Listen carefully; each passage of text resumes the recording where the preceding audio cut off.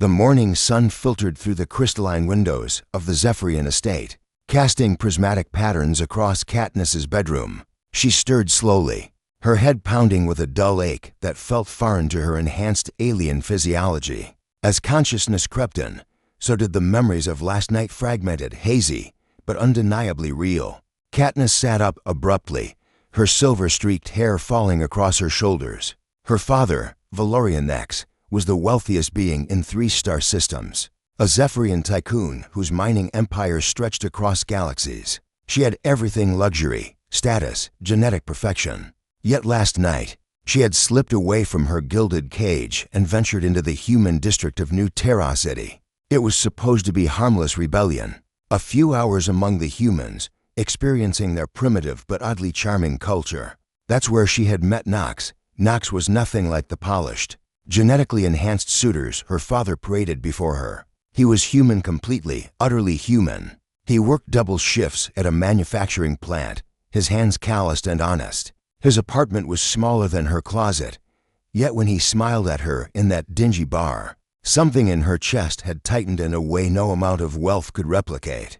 They had talked for hours. He didn't know who she was to him. She was just Kat, a girl with strange eyes who seemed fascinated by his stories of everyday human struggles. One drink led to another, and then Katniss pressed her palms against her temples, trying to piece together how she ended up in his tiny apartment, how his lips had felt against hers, how desperately she had wanted to feel something real. Now, standing in her bathroom, Katniss stared at the bioscanner results holographically displayed before her eyes. Pregnant. Impossible, her rational mind screamed. Zephyrians and humans weren't biologically compatible. Decades of scientific research confirmed it. Yet the scanner didn't lie, and the subtle changes in her body, the heightened senses, the strange warmth in her abdomen confirmed what she couldn't believe. A sharp knock on her door made her jump. "Katniss," her father's voice boomed with its usual authority. "The consortium meeting begins in an hour. Your presence is required. I'll be ready," she managed, her voice steadier than she felt throughout the meeting. Katniss barely heard the discussions about mineral rights and interplanetary trade agreements. Her mind was elsewhere, calculating impossibilities. How had this happened? What would her father do if he discovered she carried a half-human child? Valorian Nex had built his empire on Zephyrian superiority. The idea that his daughter had been intimate with a human, let alone conceived with one, would destroy everything he stood for. After the meeting, Katniss made a decision. She had to find Nox. The human district looked different in daylight, grittier, more desperate. Katniss had disguised herself in simple clothes, a hooded jacket concealing her distinctive features. She found the manufacturing plant where Nox worked and waited outside, her heart pounding with each passing minute. When Nox emerged with the evening shift, he looked exhausted. His work uniform was stained, and there was a fresh bruise on his forearm. But when he saw her, his entire face transformed with recognition and something that looked dangerously like hope. "Kat?" He approached cautiously. I didn't think I'd see you again. You left before I woke up, and I realized I didn't even know your last name or how to contact you." "Nox, we need to talk." Katniss glanced around nervously. Somewhere private. They ended up back at his apartment, that same cramped space that now felt loaded with significance. Nox offered her water in a chipped glass, hovering uncertainly. "I'm pregnant," Katniss said bluntly, watching his face drain of color. "And before you say it's impossible, I know. I've seen the medical data myself. But it's real, and it's yours." Nox sat down heavily, running his hands through his dark hair. How? I mean, I thought you were human."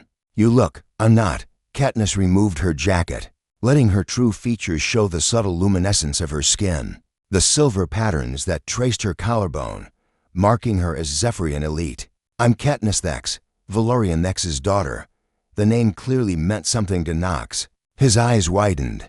"The Valorian Nex, the alien billionaire who owns half the planet." "3/4, actually," Katniss said with a bitter laugh. "And he'll kill you if he finds out about this. Or worse, he'll erase you. Make it like you never existed." Nox stood, pacing the small room. "So what do we do? What do you want to do?"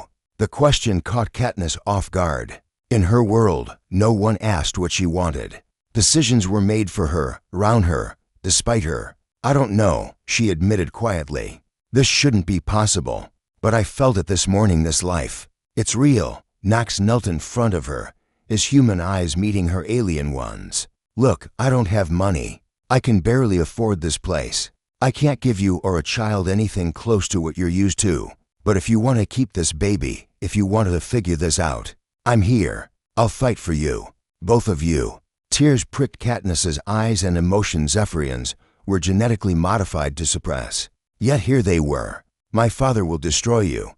Then we don't let him find out, Knox said firmly. Not until we're ready. Not until we have a plan. Over the following weeks, they met in secret. Katniss used her resources to research their impossible situation, discovering buried medical cases, conspiracies suggesting that human Zephyrian compatibility was known, but suppressed by the elite. Meanwhile, Knox worked extra shifts, saving every credit for an uncertain future. As her pregnancy progressed at an accelerated Zephyrian rate, Katniss realized something profound.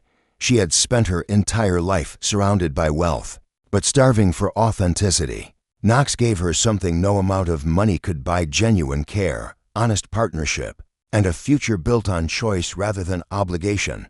When Valorian X finally discovered the truth, it was because Katniss told him herself, standing in his ornate office with Knox at her side. Her father's rage was volcanic, but Katniss stood firm.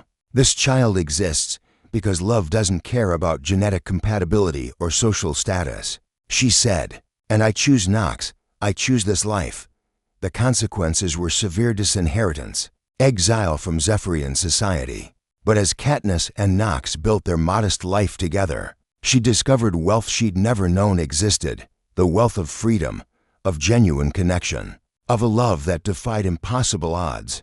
Their daughter, when she was born, had her mother's silver eyes and her father's human resilience, a bridge between two worlds, and proof that the universe's most powerful force wasn't money or genetic superiority, it was choice.